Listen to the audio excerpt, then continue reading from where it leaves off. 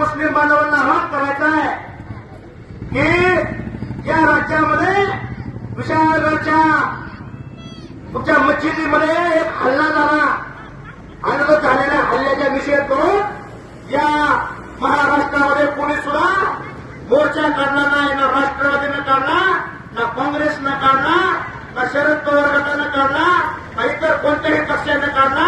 तर तुमच्या समर्थनार्थ आणि तुमच्या त्या घडलेल्या विशाळगडाच्या मस्जिदीच्या दंगली संदर्भात त्याचा निषेध करून फक्त महाराष्ट्र विकास सेना पक्षानं मोर्चा काढला.